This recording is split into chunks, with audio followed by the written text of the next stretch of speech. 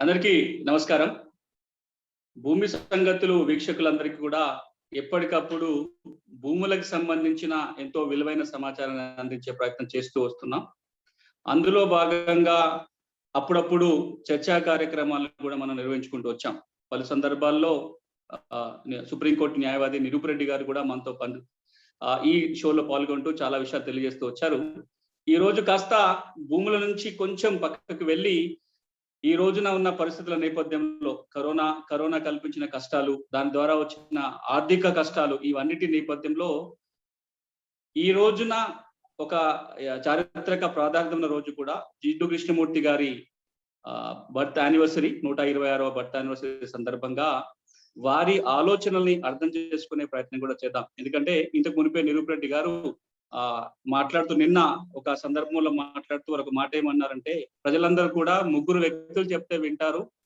అది డాక్టర్ అంటే వైద్యుడు, రెండోది సైంటిస్ట్ అంటే వైజ్ఞానికుడు, మూడో వ్యక్తి దార్శనికుడు అంటే విజనరీ కానీ ఫిలాసఫర్ కానీ వారు కనుక చెప్పినట్లయితే ఎక్కువ మంది వింటారు, అర్థం చేసుకునే ప్రయత్నం చేస్తారు. కాబట్టి ఇప్పటిదాకా మనం కరోనా కష్టాల నేపథ్యంలో డాక్టర్లు చెప్తుంది వింటూ వస్తున్నాం, సైంటిస్టులు చెప్తుంది వింటూ వస్తున్నాం.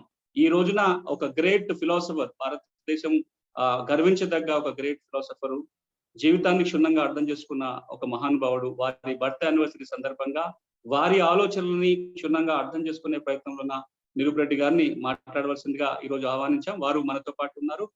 సార్ నమస్తే. ముందుగా ప్రారంభించే ముందు ఈ రోజున ఉన్న కాంటెక్స్ట్ లో ఈ రోజు కాంటెక్స్ట్ ని వివరించాల్సిన అవసరం కూడా లేదు. ఈ సందర్భంలో మానవాళి ఎదుర్కొంటున్న ఈ కష్టాల కడలి నుంచి బయటపడటానికి కానీ ఈ సందర్భంలో జిడ్డు కృష్ణమూర్తి గారిని గుర్తు చేసుకుంటే మీకేం జ్ఞాపకం వస్తుంది?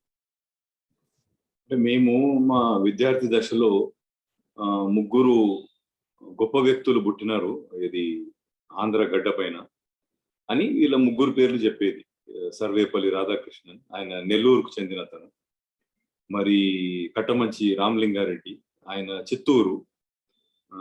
ఇద్దరు కూడా ఆంధ్ర యూనివర్సిటీ వైస్ ఛాన్సలర్ ఉంది.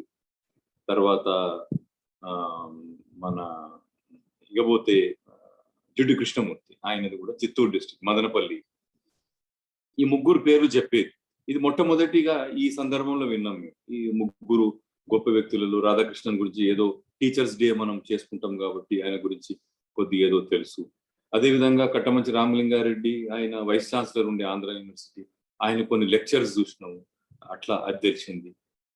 ఇకపోతే జె కృష్ణమూర్తి గురించి పెద్దగా తెలియదు. ఎందుకంటే ఆయన బాల్యము ఇక్కడ గడిచిన, ఆయన 18 సంవత్సరాలు నిండగానే ఆయన మొత్తం ఎడ్యుకేషన్ అంతా ఇంగ్లాండ్ లో జరిగింది.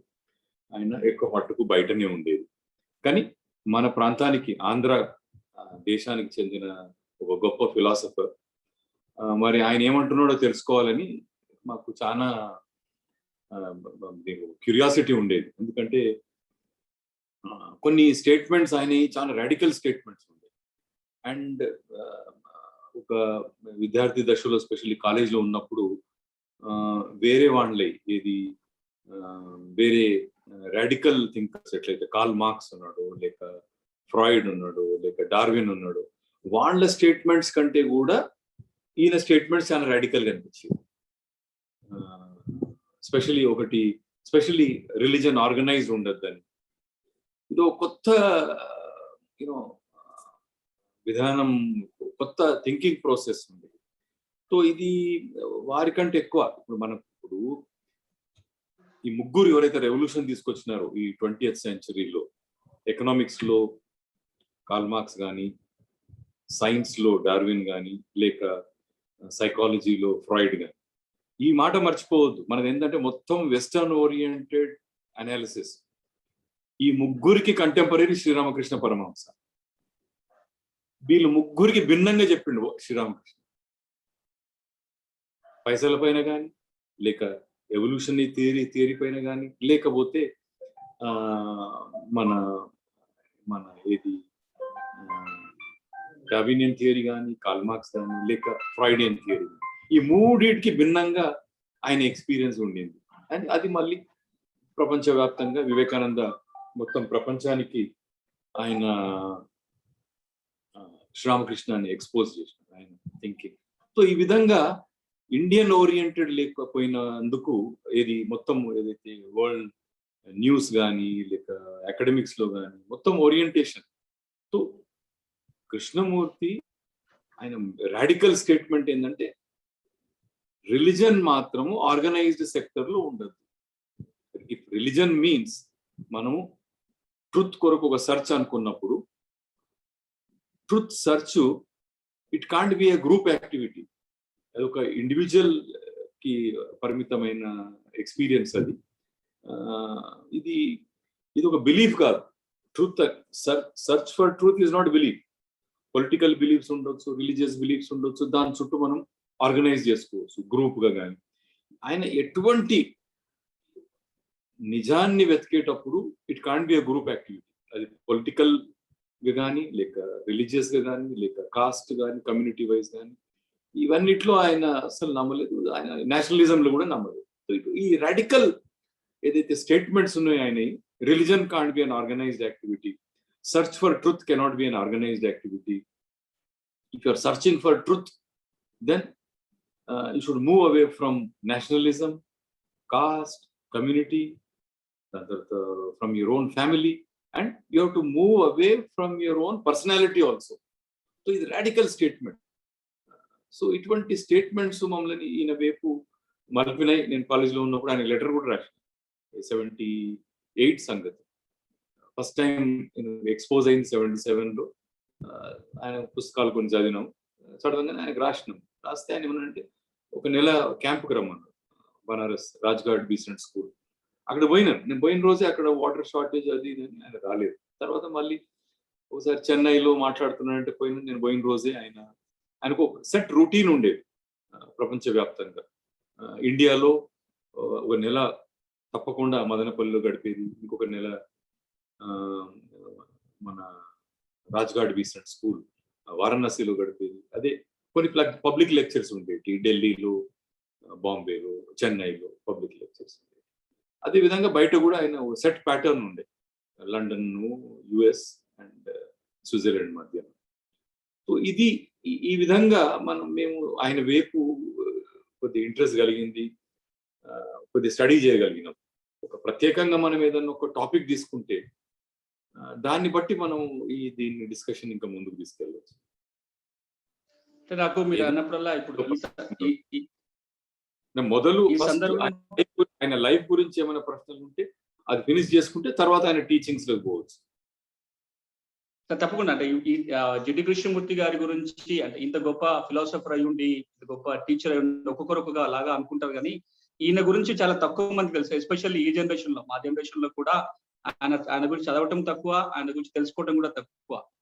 ఆయన లైఫ్ లో అంటే ఆయన బాల్యం దగ్గర నుంచి ఆయన చివరి రోజుల వరకు కూడా ఆయన చేసిన కొన్ని ఇంపార్టెంట్ పనులు కానీ ఆయన లైఫ్ జర్నీ కానీ ఒక్కసారి మీరు ఎక్స్ప్లెయిన్ చేయగలుగుతారా?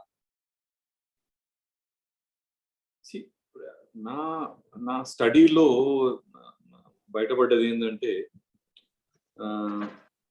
ఆయన ఎట్లయితే మనము లాలో ల్యాండ్ ఎక్విజిషన్ లో అందులో ఇందులో ఒక ఎగ్జాంపులర్ తీసుకుంటాం. ఒక ల్యాండ్ వాల్యుయేషన్ చేయాలనుకుంటే ఆ ఏరియాలో ఒక లాస్ట్ సేల్ ఎంత జరిగింది అనేది ఎగ్జాంపులర్ తీసుకుంటాం. అదే మాదిర హ్యూమన్ సొసైటీ యొక్క ఎవల్యూషన్ లో కూడా ఎగ్జాంపులర్స్ ఉంటారు. సో కృష్ణమూర్తి కూడా ఒక ఎగ్జాంపులర్, హ్యూమన్ ఎవల్యూషన్ లో ఒక ఎగ్జాంపులర్.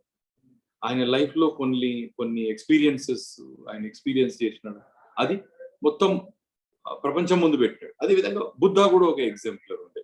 2000-5000 సంవత్సరాల క్రితం బుద్ధ కూడా ఒక ఎగ్జాంపులర్, క్రైస్ట్ కూడా ఒక ఎగ్జాంపులర్, ప్రాఫిట్ కూడా ఒక ఎగ్జాంపులర్. వీళ్ళు హ్యూమన్ ఎవల్యూషన్ లో ఎగ్జాంపులర్స్. ఇప్పుడు ఈయనంటే మేము బతుకున్న కాలంలో కృష్ణమూర్తి ఉండే కాబట్టి ఆయన రైటింగ్స్ చదివితే గానీ ఆయన కూడా ఒక ఎగ్జాంపుల్. అది ఏదేమున్నా ఆయన ఈ రోజు మన కొరకు వదిలిపెట్టిపోయింది ఏంది? స్కూల్లో వదిలిపెట్టినాడు. ఇది అమెరికాలో 3 స్కూళ్ళు, ఇండియాలో 4-5 స్కూల్స్ వదిలిపెట్టినాడు, స్టడీ సెంటర్స్ వదిలిపెట్టినాడు, పుస్తకాలు వదిలిపెట్టినాడు. ఆయన పర్హాప్స్ ఆషోతో పాటు ఈయన పలికిన ప్రతి పదం రికార్డ్ అయి ఉన్నది. టేప్ రికార్డర్స్ పైన కానీ లేక రైటింగ్ లో కానీ ప్రతి ఒక్క పదం ఆయన మాట్లాడిందంతా టేప్ చేసేది, ఒక టేప్ బయటకు వచ్చేది, తర్వాత పుస్తకం బయటకు వచ్చేది. తో రికార్డెడ్ అయి ఉంది ఆయన టీచింగ్స్. తో ఈ టీచింగ్స్ తోటి మనం ఏం చేయదలుచుకున్నాం? కృష్ణమూర్తి ఈ రోజు మన మధ్య ఉన్నాడంటే ఆయన టీచింగ్సే ఉన్నాయి. ఏ వ్యక్తి అయినా 2500 సంవత్సరాల క్రితం బుద్ధుడు మన మధ్యన ఉన్న, ఈ రోజు బుద్ధుడు మన మధ్యన పుస్తకాల రూపంగా లేక ఆర్ట్ రూపంగా ఏ విధంగా అయితే బుద్ధాని ఆర్ట్ లో క్యాప్చర్ చేసినారు, స్కల్ప్చర్లు కానీ లేక పెయింటింగ్స్ లో కానీ, ఇవే ఇన్స్పిరేషన్ మన మధ్యన ఆర్టిఫాక్ట్స్ కానీ ఇన్స్పిరేషన్ కానీ. ఆయనకు మనకు వదిలిపెట్టుకునే లెగసీ ఇదే, టీచింగ్స్ పుస్తకాల ద్వారా లేక స్టడీ సెంటర్స్ మరి స్కూల్. తో కృష్ణమూర్తి స్కూల్ వేరే స్కూళ్ళ కంటే ఎట్లా డిఫరెంట్ అనేది ఒక అంశం కాగలుగుతుంది డిస్కషన్ కొరకు. ఆయన స్కూల్స్ ఎట్లా డిఫరెంట్ అండ్ స్కూల్ మీద అంతగానం ఎందుకు కాన్సన్ట్రేట్ చేసినాడు? ఆయన ఆయన ఒకవేళ ఆయన ఆయన జీవిత చరిత్ర చూసినట్టయితే ఆయన చైల్డ్హుడ్ అబ్సల్యూట్లీ ఆర్డినరీ. దాని గురించి చెప్పుకోదగ్గట్టు ఏమి కూడా లేదు ఆయన చైల్డ్హుడ్ గురించి. ఆయన ఒక తహసీల్దార్ కొడుకు, పెద్ద కుటుంబం, బ్రాహ్మణ్ కుటుంబం, అందులో 7-8 పిల్లలలో ఆయన ఒక్కడు. పెద్దగా ఆయన స్కూల్లో కూడా ఎప్పుడు ఇంట్రెస్ట్ చూపించలేదు. ఇప్పుడు ఈ రోజు జనరల్లీ మనం బయోగ్రఫీస్ లో ఏం చదువుతాము? నాకు చిన్నప్పుడు ఒక సరి అయిన స్కూల్కి పోలేకపోయినాను, సో నేను స్కూల్ పెట్టి అందరికి విద్య అందరికి అందుబాటులో ఉండేటట్టు చేస్తాను, అదని ఇట్లా ఆశయాలు పెట్టుకుంటారు. ఇవన్నీ మెంటల్ గోల్స్. ఆయన బాల్యంలో ఎటువంటి ఎడ్యుకేషన్ దొరికింది అనేది బేసిస్ కాదు ఆయన స్కూల్ పెట్టడానికి. ఆయన లైఫ్ లో ఒక ఎక్స్పీరియన్స్ ఆయనకు జరిగింది. ఆ ఎక్స్పీరియన్స్ ని ఆధారంగా పెట్టుకొని ఆ ఎక్స్పీరియన్స్ యొక్క బెనిఫిట్ హ్యుమానిటీకి చెందాలని, మొత్తం మానవ జాతికి చెందాలని, అది స్కూళ్ళ ద్వారా అన్నిటికంటే సులభమైన పద్ధతి స్కూళ్ళ ద్వారా అనుకొని ఆయన ఈ స్కూల్ స్టార్ట్ చేసినాడు. ఆయన చైల్డ్హుడ్ లో ఏదైతే డిప్రైవేషన్ అంటారో, ఆయన ఎడ్యుకేషన్ ఏదైతే డిప్రైవేషన్ జరిగిందో అది ఫుల్ఫిల్ చేయడానికి స్కూల్ పెట్టలేదు. ఆయన లైఫ్ లో జరిగిన ఒక ట్రాన్స్ఫార్మింగ్ ఒక ఈవెంట్ జరిగింది ఆయన లైఫ్ లో. దాన్ని బేసిస్ గా పెట్టుకొని అటువంటి ట్రాన్స్ఫర్మేషన్ హ్యూమన్ మనిషి యొక్క ఇది ఆయన బ్రెయిన్ కానీ మైండ్ కానీ థింకింగ్ కానీ అందులోనే మార్పు రావాలి అని దానికి ఒక లెబొరేటరీస్ గా ఆయన స్కూల్ స్టార్ట్ చేయడం జరిగింది. How different it is sir, అంటే వాళ్ళ స్కూల్స్ లో ఇప్పుడున్న మన ఎడ్యుకేషన్ ఇన్స్టిట్యూషన్స్ కి భిన్నంగా అక్కడ జరిగేది ఏంటి? చాలా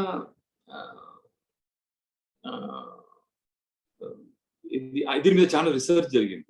ఇది ఎడ్యుకేషనల్ ఒకటి సునీల్ మనం జ్ఞాపకం పెట్టుకోవాలి ఏంటంటే, ఈ దేశంలో మనము కానీ ఒక నలుగురు ప్రపంచవ్యాప్తంగా యునైటెడ్ నేషన్స్ ది ఒక ఎడ్యుకేషనల్ ఆర్గనైజేషన్ కూడా ఉంది, యునెస్కో వాళ్ళు ఒక 100 గొప్ప ఎడ్యుకేషనల్ థింకర్స్ ని ఐడెంటిఫై చేసినారు. ఆ 100 గొప్ప ఎడ్యుకేషనల్ థింకర్స్ లో 4 భారతీయులు ఉన్నారు. అందులో అరవిందో ఘోష్ ఉన్నాడు, రెండవది రవీంద్రనాథ్ ఠాగూర్ ఉన్నాడు, మహాత్మా గాంధీ ఉన్నాడు, జె కృష్ణమూర్తి.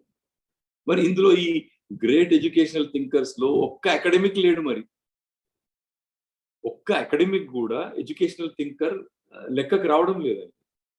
వీళ్ళే స్కూల్. గాంధీజీ నై తాలీం అన్నాడు, అరవిందో ఇంటిగ్రల్ ఎడ్యుకేషన్ అన్నాడు, శాంతినికేతన్ స్థాపించి ఠాగూర్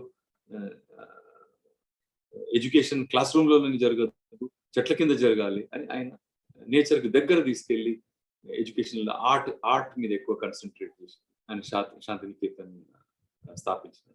అదేవిధంగా Krishnamurti schools. So Krishnamurti schools లో ఫస్ట్ స్ట్రైకింగ్ ఫీచర్ ఏంటంటే, teacher is not an authority.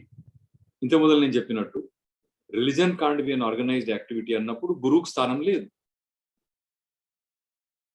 అదేవిధంగా స్కూల్స్లలో కూడా teacher is not an authority. Teacher కూడా ఆయన డిస్కవర్ చేసుకునే ప్రాసెస్ కొరకు, అది అంటారు చూడండి, the best way to learn is to teach అన్నట్టు. So teacher also in one way is a learner. Everybody, teacher కానీ స్టూడెంట్ కానీ అందరు కలిసి they are trying to know life or discover life. So ఇదొక ఈ లెర్నింగ్ ప్రాసెస్ లో ఇప్పుడు మనకు ఇప్పుడున్న సిస్టమ్ ఒకటి first striking feature Krishnamurti schools ఏంటంటే there is no authority. School learning centre, అక్కడ టీచర్ కానీ స్టూడెంట్ కానీ both are there to learn.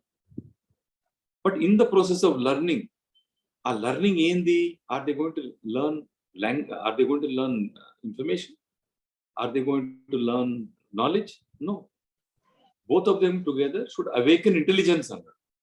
So ఆ ఇంటెలిజెన్స్ ని అవేకెన్ చేయడానికి ఈ లెర్నింగ్ సెంటర్ స్థాపించినాం. సో ఇది ఈ విధంగా ఎడ్యుకేషన్ అనేది ఇంటరాక్టివ్ ప్రాసెస్ అది. సో కృష్ణమూర్తి స్కూల్స్ డెఫినెట్లీ ఇప్పుడు మన దగ్గర ఎక్కడెక్కడ ఉంటాయి సార్ ఇండియాలో? మన దగ్గరనే ఆంధ్రాలో, ఆంధ్రప్రదేశ్లో మదనపల్లిలో రిషి వ్యాలీ ఉంది. అదే విధంగా రాజ్ఘాట్ బీసెంట్ స్కూల్ ఉంది వారణాసిలో. షాయద్రి స్కూల్ అని పూనాలో ఒకటి ఉంది. ఇప్పుడు బెంగళూరులో వ్యాలీ స్కూల్ అని ఉంది. అదే విధంగా మన చెన్నైలో ద స్కూల్ అని ఉంది. ఇక్కడ కూడా కొంతమంది ఇన్స్పైర్ అయ్యి, మేము మా విద్యార్థి దశలో 2 స్కూల్స్ ఉండే హైదరాబాద్. ఇది కృష్ణమూర్తి ఇన్స్పైర్డ్ స్కూల్స్. ఒకటి OSS అని ఉంది, అది ఇప్పుడు మూతపడ్డది. కానీ ఇంకొక స్కూల్ విద్యారణ్య, అది Krishnamurti inspired school. Raja Rameshwar Rao with Wanaparthy Raja ఉండేను, వాళ్ళ వైఫ్ స్టార్ట్ చేసి ఇన్స్పైర్డ్ బై కృష్ణమూర్తి. ఆయన ఒక బుక్ ఉంది, education and the significance of life అని. ఆ బుక్ చదివి ఆమె ఇన్స్పైర్ అయ్యి స్కూల్ స్టార్ట్ చేసి, ఆ బుక్ వెనుక కూడా ఒక కథ ఉంది. ఆయన ఇదే విధంగా అమెరికాలో బ్రాక్వుడ్ స్కూల్ ఉంది, యూకేలో, యునైటెడ్ కింగ్డమ్ లో. అదే విధంగా ఒహాయో వ్యాలీలో ఒక స్కూల్ ఉంది. 2 స్కూళ్ళు ఉన్నాయి. ఆయన లెక్చర్స్ జరిగేటి ఎక్కువ స్విట్జర్లాండ్ లో ఆయన లెక్చర్స్ జరుగుతాయి. అదేవిధంగా హాలండ్ లో కూడా ఆయన లెక్చర్స్ జరిగాయి. అవి లెక్చర్స్ కొరకు. కానీ స్కూల్ మాత్రం అక్కడ 2, బ్రాక్వుడ్ స్కూల్ లండన్ లో, మరి ఒహాయో స్కూల్ కాలిఫోర్నియాలో, మన యుఎస్ఏలో. సో ఆయన ఈ ఒహాయో వ్యాలీలో ఉన్నప్పుడు ఒక రోజు 3 డేస్ హీ వాజ్ మిస్సింగ్. ఎక్కడ వెతికినా దొరకలేదు. 3 రోజుల తర్వాత తెలిసింది ఏంటంటే ఒక చెట్టులో ఇట్లా హాలో ఉండే. ఆ హాలోలో కూర్చొని ఇది రాయడం స్టార్ట్ చేసినాడు, education and the significance of life. 3 రోజులు పట్టింది అది రాయడానికి. 3 రోజులు ఆయన కాటేజ్కి వాపస్ పోకుండా, ఎవరికి చెప్పకుండా రాసిన పుస్తకం ఇది. అంత సిగ్నిఫికెంట్ పుస్తకం ఇది. ఆ బుక్కే ఈ శాంతా రామేశ్వరరావుని ఇన్స్పైర్ చేసి ఆయన స్కూల్ పెట్టింది, ఏది విద్యారణ్య అని హైదరాబాద్ లో. Then my another question sir, అంటే ఇంకొకటి అంటే ఇప్పుడు ఆయన జిడ్డు కృష్ణమూర్తి గారి టీచింగ్స్ కానీ ఆయన లైఫ్, మనం ఆయన జీవితాన్ని ఆయన అందించిన పాఠాలను తీసుకుంటే, what are the 3 important learnings? ఒక 3 ముఖ్యమైన విషయాలు జిడ్డు కృష్ణమూర్తి గారి నుంచి నేర్చుకోవాలన్నా, ఇన్స్పైర్ కావాలన్నా మీరేం చెప్తారు? ఒకటి, ఆంధ్ర కంటెక్స్ట్ లో పెద్దగా ఆయన ఎవరు సీరియస్ గా తీసుకోలేదు. ఇన్ సెన్స్ చిన్నప్పటి నుంచి కూడా ఇన్ సెన్స్ ఆయన ఎప్పుడు రాడికల్ థింకింగ్ ఉండే. దానివల్ల అందరూ ప్రజలు కానీ ఎక్కడైనా అంత తొందరగా అర్థం చేసుకోలేదు. కానీ ఈ కన్వర్జేషన్ లో చెప్పదలుచుకోదు ఎట్లయితే హైదరాబాదులో ఆయనతో ఇన్స్పైర్ అయిన స్కూల్ ఒకటి ఉంది. అదే కాకుండా ఇంకో విషయం చెప్పాలి. 2006లో హైదరాబాద్ లో ఒక మన గట్కేసర్ లో ఒక 12 ఎకరాలలో కృష్ణమూర్తి సెంటర్ కూడా ఉంది. సెంటర్ పేరు నైమిషం. సో హైదరాబాద్ కృష్ణమూర్తి స్టడీస్ కొరకు ఒక సీరియస్ సెంటర్ ఇది. ఒక స్కూల్ ఉంది, ఇంకో స్కూల్ ఉండే కానీ అది మూతపడ్డది. కానీ నైమిషం అని ఒక స్టడీ సెంటర్ ఉంది. ఎవరైతే కృష్ణమూర్తి కైండ్ ఆఫ్ రిట్రీట్ అనుకోండి. అదే కాకుండా 2 పేపర్లు తప్పకుండా మెన్షన్ చేయాలంటే, ఒకటి ఆంధ్రపత్రిక, మన ఎవరు దేశోద్ధారక నాగేశ్వరరావు స్టార్ట్ చేసిన న్యూస్ పేపర్. అందులో ఒక కాలం కృష్ణమూర్తి కొరకు ఉంది. ఇప్పటి సంగతి కాదు నేను చెప్తున్నది, 40s, 50s, 60s లో కూడా. అదే విధంగా నార్ల వెంకటేశ్వరరావు ఆంధ్రజ్యోతి ఎడిటర్ గా ఉన్నప్పుడు ఆయన కూడా రెగ్యులర్ గా కృష్ణమూర్తి పైన ఒక కాలం ఆంధ్రజ్యోతిలో ఉండేది. సో ఆంధ్ర ప్రజానికానికి ఈయన టీచింగ్స్ ఎప్పటికప్పుడు వాళ్ళ అందుబాటులో ఉండే కృష్ణమూర్తి. సో ఈ 2 పేపర్స్ కూడా ఇది ప్రొపగేట్ చేయడంలో కానీ ప్రజల వరకు ఆయన మెసేజ్ తీసుకుపోవడం చాలా పెద్ద పాత్ర వహించారు. తర్వాత సార్ ఇప్పుడు అంటే ఈ కాంటెక్స్ట్ లో ఆయన ఆయన ఈ రోజున మన పరిస్థితి కనుక చూస్తే అది ఆరోగ్య విషయాలు కాదు, చాలా మనుషులలో విపరీతమైన భయం ఇప్పుడు నెలకొని ఉంది. రకరకాల ఫియర్ ఫ్యాక్టర్స్ ఈ రోజు కనబడుతున్నాయి. To overcome fear, anything which Jiddu Krishnamurti has to offer, మనుషులో ఉన్న భయాలని అధిగమించడం కోసం. సునీల్, అది అది చాలా చాలా వైటల్ క్వశ్చన్ మీరు అడిగింది. ఇంత మొదలు నేను చెప్పుకుంటూ వచ్చినట్టు ఆయన he was for against an authority. అది రిలీజియస్ అథారిటీ కావచ్చు, స్కూల్లో టీచర్ యాజ్ అన్ అథారిటీ కావచ్చు. ఎడ్యుకేషన్ అనేది నేను అన్నట్టు ఇద్దరు ఉంటారు, టీచర్ కానీ స్టూడెంట్ కానీ ఇద్దరు పాల్గొనే ప్రాసెస్ అది. ఎందుకంటే how to awaken intelligence. To awaken intelligence first వాతావరణం ఉండాలి, ఫ్రీడమ్ ఉండాలి. ఫ్రీడమ్ ఉండాలంటే అథారిటీ ఉండాలి. ఒక ఫ్రీ అట్మాస్ఫియర్ లో ఎంక్వైరీ చేయగలగాలి. ఇంకొకటి, ఫ్రీడమ్ అంటేనే ఫియర్ ఉండదు. మెయిన్ గోల్ ఒక్క సెంటెన్స్ లా ఆయన ఎడ్యుకేషనల్ ప్రాసెస్ గురించి చెప్పాలంటే whole thing was how to get rid of fear. Fear ఎందుకుంటది? ఫియర్ ఎందుకుంటది అంటే కండిషనింగ్ వల్ల, పాస్ట్ కండిషనింగ్ వల్ల. ఫర్ ఎగ్జాంపుల్ ఇప్పుడు కరోనా టైమ్సే తీసుకుంటాం. మీరు అన్నారు ఇంతకుముందు మనము వైద్యుడిని వింటాము, వైజ్ఞానికుని వింటాము. ఆ రెండు స్టేజ్లు కూడా అయిపోయినాయి. ఎందుకంటే వైద్యుని వైజ్ఞానికుని మనం ఉన్న సిస్టంలో రాజకీయ నాయకులు ముందుకొచ్చి మనని ఎటువంటి దారి చూపెట్టడానికి ఈ కరోనా టైమ్స్ సంవత్సరం పాటు నుంచి వాళ్ళని ఎప్పుడు ముందుకొచ్చి మనకు దారి చూపెట్టే అవకాశం వాళ్ళు కలిగించలేదు. వాళ్ళ అడ్వైస్ కూడా వీళ్ళు విన్నారని మనం అనుకో. కానీ ఈ రోజు ఒక క్రిటికల్ స్టేజ్కి వచ్చినాం కాబట్టి మనం ఒక దార్శనికుని వైపు మనం చూడవలసి వస్తుంది. అయితే కృష్ణమూర్తి ఆయన ఎంటైర్ ఫిలాసఫీ ఏంటంటే పాస్ట్ కండిషనింగ్ నుంచి మనం డీకండిషన్ కావాలి. పాస్ట్ కండిషన్ లో one of the main aspects education లో కానీ లైఫ్ లో కానీ ఫియర్. పాలిటిక్స్ లో కూడా ఒక డెమోక్రసీ ఉండాలంటే ఫియర్ ఉండదు. అధికారంలో ఉన్న వాళ్ళని ప్రశ్నించగలగాలి. ఎప్పుడు ప్రశ్నించగలుగుతావు నువ్వు? ఫియర్ లేనప్పుడు. స్కూల్లో ఎంక్వైరీ చేసి నిజం తెలుసుకోవాలంటే టీచర్ని ప్రశ్నించే ఫ్రీడమ్ ఉండాలి. దానికి కూడా ఫియర్ ఉండకూడదు. సో మెయిన్ ఆయన మొత్తం whole life was how to get rid of fear. It could be fear of anything. కోవిడ్ది ఫియర్ కావచ్చు, ఆ వ్యాధి నాకు అంటుకుంటుందని ఫియర్ కావచ్చు, లేక I may die out of Covid అని కావచ్చు, డెత్ యొక్క ఫియర్ కావచ్చు, లేక అథారిటీ యొక్క ఫియర్ కావచ్చు. ఈ ఆయన మొత్తం philosophy was how to get rid of fear. And death తీసుకోండి, ఆయన ఏ లెక్చర్ మాట్లాడినా ఎక్కడ ఒక 6 లెక్చర్లు ఇస్తే లాస్ట్ లెక్చర్ డెత్ మీద ఉండేది. ఆయన ఎక్స్ప్లోర్ చేసేది, ప్రజలకు చెప్పేది. రెండు సైమల్టేనియస్ గా నడుస్తున్నాయి కదా. ఒక దిక్కు if I'm living, simultaneously I'm dying. With every breath I am taking in, I am living. With every breath that I am leaving out, I am dying. Simultaneous process. Life అనేది death లో ఇంబెడెడ్ అయి ఉన్నది, death అనేది life లో ఇంబెడెడ్ అయి ఉన్నది. ఇది ఒక లెక్చరే దానికి డెడికేట్ చేసేది ఆయన. 6 లెక్చర్లు ఇస్తే 1 లెక్చర్ వాజ్ ఆన్ డెత్. ఈ విధంగా ఆయన బతుకున్న 91 ఇయర్స్ బతుకుంది. Beautiful life. బ్యూటిఫుల్ లైఫ్ ఎందుకు అంటున్నానంటే beautiful life centred in himself. అది మోస్ట్ ఇంపార్టెంట్. ఆయన అన్నది ఏంటంటే if you want to find truth, you have to find within yourself. And once you find the truth, be centred in the truth and live out of the truth. ఆయన చేసింది కూడా అదే. 90 సంవత్సరాలు first he discovered the truth in himself, established himself in that truth and then lived. దాని నుంచి he lived a life out of that truth. ఆయన చేసింది ప్రతి ఒక్క పని కూడా it was in search of truth. Search of truth is not possible where there is fear. So మీరు raise చేసింది చాలా ఫండమెంటల్ ఇష్యూ. అండ్ ఇది how to get rid of our selves of fear అనేది ఎడ్యుకేషన్ సిస్టమ్ లో కానీ లేక political system లో కానీ వెరీ చాలా important aspect. Sir, out of curiosity అడుగుతున్నాను, ఇప్పుడు జిడ్డు కృష్ణమూర్తి గారి నుంచి అవగాహన చేసుకోవాలనుకుంటే what is the best way to start? ఆయన ఏ టీచింగ్స్, ఏ పుస్తకం, ఎక్కడి నుంచి మొదలు పెడితే? ఒకటి పర్సనల్ గా నేను చెప్పాలంటే చాలా మంది అగ్రి గారు దాంతో ఆయన టీచింగ్స్ వదిలిపెట్టినప్పుడు టీచింగ్స్ తోటే మొదలు పెట్టవచ్చు కదా అని అంటారు. కానీ ఏ టీచింగ్ అయినా బుద్ధిజం కూడా వచ్చింది బుద్ధుని లైఫ్ ద్వారానే కదా. సో ఇది ఎక్కడ టీచర్ రోల్ ఎక్కడ అయిపోతుంది, టీచింగ్ ఎక్కడ మొదలవుతుంది అనేది రెండు కూడా best example of teaching is the teacher. ఆయన ఇంతవరకు దాన్ని ఆచరణలో పెట్టిండు అనేది చాలా ఇంపార్టెంట్. సో టీచర్ని అర్థం చేసుకోవడం చాలా అవసరం.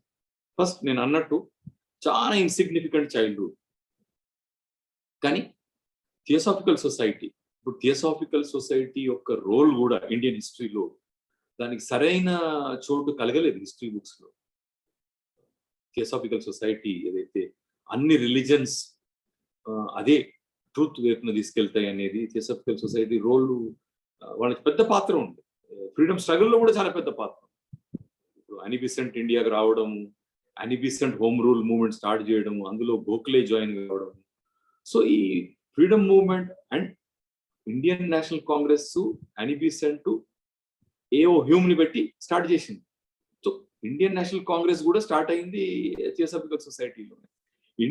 ఈ థియోసాఫికల్ సొసైటీ అన్ని రిలీజన్స్ ఒక దగ్గర తీసుకొచ్చి, అన్ని రిలీజన్స్ కూడా are various paths to the truth. ఏదైతే శ్రీరామకృష్ణ లైఫ్ లో ఆయన ఏమన్నాడు, జతో మత్ తతో పత్ అన్నాడు. As many paths so many religions. So ఆయన ఏమన్నాడంటే all paths lead to the same truth. So ఇది వాళ్ళు థియోసాఫికల్ సొసైటీ వాళ్ళు చూపించినారు. అదే విధంగా అనిబిసెంట్ దగ్గర ఉండే ఒక థియోసఫిస్ట్ కృష్ణమూర్తిని గుర్తించినాడు. ఈయన లోపల ఏదో ఉంది అని ఆయన పికప్ చేసి ఆయన ట్రైనింగ్ ఇచ్చినారు ఒక వరల్డ్ లీడర్, వరల్డ్ టీచర్ కావడానికి. ఆ ప్రిపరేషన్ 18 సంవత్సరాలు జరిగింది. ఆయన 10 సంవత్సరాలు ఉన్నప్పుడు, 8 సంవత్సరాలు ఉన్నప్పుడు పికప్ చేసినారు. 18 years వచ్చే వరకు ఆయన 18 years ఆయన ట్రైనింగ్ జరిగింది. ప్రిపేర్ చేసి ఒక వరల్డ్ టీచర్ గా తయారు చేస్తే ఆయన దాని కొరకు పెట్టిన సంస్థని ఆయన డిజాల్వ్ చేసి, ఇప్పటి నుంచి నేను చేసేదంతా కూడా అన్ఆర్గనైజ్డ్ గా ఏదో అవసరం ఉన్నంత వరకు ఆర్గనైజేషన్ నుండి నా యొక్క మెసేజ్, ఆయన లైఫ్ లో ఒక పెద్ద ఎక్స్పీరియన్స్ జరిగింది 1922లో. ఆ ఎక్స్పీరియన్స్ ని ఆధారంగా ఆయన ఆర్గనైజేషన్ డిస్బాండ్ చేసి ఆయన ఈ విధంగా ప్రపంచం అంతటా పోయి స్కూల్ పెట్టడం అంతా. సో ఆయన లైఫ్ ని ఒక విధంగా చెప్పాలంటే రెండు ఇంపార్టెంట్ ఈవెంట్స్ ఆయన లైఫ్ లో. వన్, థియోసాఫికల్ సొసైటీలో ఉన్న లీడర్లు, స్పిరిచువల్ లీడర్స్ ఆయన పికప్ చేయడం, మెయిన్లీ లెడ్బెటర్ అనే వ్యక్తి, ఇంకొకటి అనిబిసెంట్. వీళ్ళని ఆయన పికప్ చేయడము, ప్రిపేర్ చేయడం. 18 సంవత్సరాల ప్రిపరేషన్ తర్వాత, ఈ 18 సంవత్సరాల ప్రిపరేషన్ లో ఆక్స్ఫర్డ్, కేంబ్రిడ్జ్ కూడా పంపించినారు ఆయన చదువు కొరకు. ఆ ప్రిపరేషన్ తర్వాత ఒక వరల్డ్ టీచర్ గా ప్రిపేర్ అయిన తర్వాత 1922లో ఒక ఎక్స్పీరియన్స్ అయింది. ఆ ఎక్స్పీరియన్స్ తర్వాత ఆయన 1929లో ఆ ఎక్స్పీరియన్స్ యొక్క ఫాలోఅవుట్ కూడా 7 సంవత్సరాలు జరిగింది. 22 నుంచి 29 వరకు. 29లో ఆయన ఆ ఆర్గనైజేషన్ డిస్బాండ్ చేసి 29 నుంచి చనిపోయే వరకు 1986లో ఒకే మాట, ఒకే థీమ్, అది ఎక్స్ప్లోరేషన్. ఇది జరుగుతున్నప్పుడు ఎంతో మంది సైంటిస్టులు, మెయిన్లీ డేవిడ్ బామ్, ఎవరైతే ఐన్స్టీన్ యొక్క స్టూడెంట్ ఉండే, క్వాంటమ్ థియరీ పైన కూడా ఐన్స్టీన్ కాకుండా ఇంకెవరైనా దాని మీద కమెంటరీ రాసినారంటే డేవిడ్ బామ్, దాని తర్వాత ఆల్డస్ హక్స్లీ, చాలా పెద్ద సైంటిస్టులు ఈయనతో పాటు కలిసి, దలై లామా కలిసి ఈయన మాట్లాడుతున్న దాంట్లో ఎటువంటి అర్థం ఉన్నది, ఏదైతే హ్యుమానిటీకి పనికొచ్చే ఇదని. సో నేను అంటున్నది ఏంటంటే ఆయన లైఫ్ కొద్దిగా గొప్ప ఒక ఇంపార్టెంట్ ఈవెంట్స్ ఏమిటి, ఆయన ఈ ప్రిపరేషన్ ఏం జరిగింది, ఎటువంటి ప్రిపరేషన్ జరిగింది, రెండవది ఎటువంటి ఎక్స్పీరియన్స్, ఎక్స్పీరియన్స్ ని ఆయన ఎప్పటికీ ద ప్రోసెస్ అనేది ఒక ప్రోసెస్ జరిగింది. ఏంది ఆ ప్రోసెస్ ఏంది, అంతకు మొదలు జరిగిన ప్రిపరేషన్. ఈ రెండు అర్థం చేసుకుంటే దాని తర్వాత మళ్ళీ ఆయన లైఫ్ లోకి వచ్చిన తర్వాత ఎడ్యుకేషన్ రంగంలో ఏ విధంగా ఆయన ఎక్స్పీరియన్స్ ని ట్రాన్స్లేట్ చేసినారు ఇది ఇంటూ రియాలిటీ అనేది అదొకటి. దాని తర్వాత జనరల్లీ మెయిన్లీ ఆయన యొక్క ఏదైతే టీచింగ్స్ ఉన్నాయో, it has the greatest effect on human brain. అందరికీ తెలుసు, మనందరం వాడుతున్నది, ఏ 1/10 కూడా వాడుతున్నామో లేదో మన బ్రెయిన్. సో అండ్ అరవిందో అన్నట్టు, అరవిందో ఏమంటాడంటే, if plant was a laboratory in which nature carved out man, then man is a laboratory in which perhaps nature wants to carve out a god. So man is a god in the making. So దానికి I mean it has a tremendous bearing. ఇది future మనిషి యొక్క brain కానీ లేక mind కానీ evolution పైన ఈయన teachings the చాలా ఎక్కువ ప్రభావం ఉంటుందని నేను అనుకుంటున్నాను. Sir thank you. బట్ ముగించే ముందు ఒక చివరి ప్రశ్న, ఇది కూడా ఈ సందర్భానికి లింక్ చేయడం కోసం అడుగుతున్న ప్రశ్న. గోయింగ్ ఫార్వర్డ్ అండి, ఇప్పటిదాకా మనం పాస్ట్ ఆయన జీవితం, లెర్నింగ్స్, ఇప్పటి కాంటెక్స్ట్ మాట్లాడుతున్నాము. బట్ డౌన్ ది లైన్ రాబోయే రోజులలో మనం కనుక ఆయన లెర్నింగ్స్ ఆధారంగా ఒక బెటర్ సొసైటీ నిర్మాణం చేసుకోవాలనుకున్నట్లయితే what is the one important thing we should focus on in coming days? ఒకటి, ఆయన రెవల్యూషన్ ఎప్పుడు కూడా సోషల్ లెవెల్లో ఉంటుంది, కలెక్టివ్ లెవెల్లో ఉంటుంది అని అనుకోలేదు. రెవల్యూషన్ ఎప్పటికి కూడా ఇండివిజువల్ లెవెల్లోనే ఉంటుంది అనేది ఆయన బేసిక్ థింకింగ్. సమాజంలో ఇటువంటి ట్రాన్స్ఫార్మ్డ్ మైండ్స్ ఒక 10% ఉంటే దానికి ఆటోమేటిక్ ప్రభావం పడుతుంది మొత్తము సొసైటీ పైన. At least 10% of the collective society కానీ వాళ్ళు ఈయన టీచింగ్స్ ఫాలో అయ్యి వాళ్ళ పైన వాళ్ళు they have to work on themselves, decondition అయ్యి సమాజంలో తక్కువ వైలెన్స్ ఉండేటట్టు చూసి ఈ 10% ఆఫ్ సొసైటీలో ఇటువంటి ట్రాన్స్ఫార్మ్డ్ మైండ్స్ ఉంటే revolution always can be at an individual level అని అనేది. సో అట్లా 10% వాళ్ళు if they bring about a change in themselves, societal change అనేది ఆటోమేటిక్గా ఉంటుంది. కాన్సిక్వెన్స్. సో ఆయన ఒక రెవల్యూషన్ ఆల్వేస్, పదంలో ఒక సెంటెన్స్ లో చెప్పాలంటే he wanted a revolution in consciousness. ఈ సోషల్ రెవల్యూషన్ ఆయన నమ్మలేదు. ఈ పొలిటికల్ ఐడియాలజీస్ కానీ లేక పొలిటికల్ వైలెన్స్ కానీ వార్ కానీ ఆయన నేషనలిజంనే నమ్మలేదు. ఈ says nationalism is dividing humanity అన్నాడు. సో నేషనలిజంని నమ్మలేదు, కాస్ట్ కమ్యూనిటీని నమ్మలేదు. సో ఈ వాజ్ బేసికలీ ఆయన ఒక మనిషిని మనిషిగా చూసినాడు ఆయన. అండ్ ఎటువంటి రెవల్యూషన్ తీసుకొచ్చినా ఆయన హ్యూమన్ మైండ్ లో రెవల్యూషన్ తీసుకురావాలి, హ్యూమన్ కాన్షియస్నెస్ లో రెవల్యూషన్ తీసుకురావాలి. And that can be only through an individual effort. నాకు ఇది అన్నప్పుడల్లా ఇప్పుడు ఒక మాట జ్ఞాపకం వస్తుంది సార్. ఈ రోజున మన సమాజంలో చూస్తున్నాము, ఒక పక్కనేమో ఈ సందర్భంలో కోవిడ్ కష్టాలలో ప్రభుత్వం ఏం చేయట్లేదు, పార్టీలు ఏం చేయట్లేవు, సంస్థలు ఏం చేయట్లేదు, రకరకాల క్రిటిసిజం చేస్తూనే ఇంకో పక్కన ఎక్స్‌ప్లాయిటేషన్ చూస్తే అది రకరకాల అంశాలలో ఆక్సిజన్ సిలిండర్ దగ్గర నుంచి మొదలు పెడితే మెడికల్ ఇష్యూస్ కావచ్చు, ఇంకేమైనా కానీ ఇండివిజువల్ లెవెల్లో కూడా ఒక పక్కన ఇంత కష్టంలో ఎక్స్‌ప్లాయిట్ చేయడానికే మంచి ప్రయత్నం చేస్తున్నాడు. ఈ సందర్భంలో ఇలాంటి ఎక్స్‌ప్లాయిటేషన్ తగ్గాలంటే ముందు మనిషిగా పక్కన మనిషి గురించి ఆలోచించినప్పుడు మాత్రమే పెద్ద లెవెల్లో చేంజ్ సాధ్యమవుతుంది. అది చేయకుండా మీరు అన్నట్టుగా ఒక సిస్టంలో మార్పు రావాలి, సిస్టమ్స్ మారాలి అనే లెవెల్లో కనుక ఆలోచిస్తే I think you rightly put it, the solution is with in. ప్రతి మనిషి కూడా అట్లా ఆలోచించగలిగి 10% కనుక మారితే డెఫినెట్ గా మార్పు చాలా భిన్నంగా ఉంటది. నేను ముగిద్దాం అనుకున్నా కానీ ఇదంతా విన్న తర్వాత నాకు ఇంకొక ప్రశ్న కూడా వస్తుంది సార్. ఏదేంటంటే మీరు ఇప్పటిదాకా మాట్లాడిన అన్నిట్లలో కూడా I always see is against anything which is organised. అది ప్రభుత్వం కావచ్చు లేదా ఆర్గనైజ్డ్ సిస్టమ్ వ్యవస్థలు కావచ్చు. ఎందుకు కారణం? ఆర్గనైజ్డ్ వ్యవస్థలు కానీ లేదా ఒక ఇన్స్టిట్యూషన్ కానీ వాట్ ఈస్ అ హర్డిల్? ఆయన అనుకున్న దాంట్లో దేని వల్ల దానికి వ్యతిరేకంగా ఉన్నాడు? మెయిన్లీ మనిషిలో ఉన్న మెయిన్ నెగటివ్ క్వాలిటీ ఏంటంటే అక్విజిషన్. ఇప్పుడు కాదు, మొదటి నుంచి హ్యూమన్ బీయింగ్ ఈ పృథ్వీ మీద వచ్చినప్పటి నుంచి అక్విజిషన్. కలెక్టివిటీ అంటేనే వేరే పైన అధికారం ఎట్లా చెలాయించాలి. నువ్వు పొలిటికల్ పార్టీ ఆర్గనైజ్ చేస్తున్నావు అంటేనే పవర్ కొరకు కదా. అదే విధంగా హిందువులందరినీ ఆర్గనైజ్ చేస్తున్నావు అంటే కూడా మళ్ళీ పవర్ కొరకే. సో ఈ అథారిటీ అనేది that itself is authority create చేసినారంటేనే it is based on corruption and it is based on wanting to control others. So ఈ హోల్ బిజినెస్ ఏంటంటే ఇదంతా పవర్. మనిషి కలెక్టివిటీలో he wants to have a power on the whole others. So ఈ ఒక దగ్గర gather అయినామంటేనే it is because of wanting to have power on others, and then you want have power over. ఈ రోజు it's power of one man on another. దాని తర్వాత you want to have power on nature, you want have power on everything. So ఇది whole power centred. Unless ఇప్పుడు human problems ఎప్పుడైనా science కానీ technology కానీ ఎన్నో ప్రాబ్లమ్స్ మనకు దూరం చేసినాయి. ఇది basic day to day life లో ఉన్న ప్రాబ్లమ్స్ ని దూరం చేసినాయి. That has nothing to do with intelligence. ఏవైతే సైన్స్ ఇస్ నాలెడ్జ్,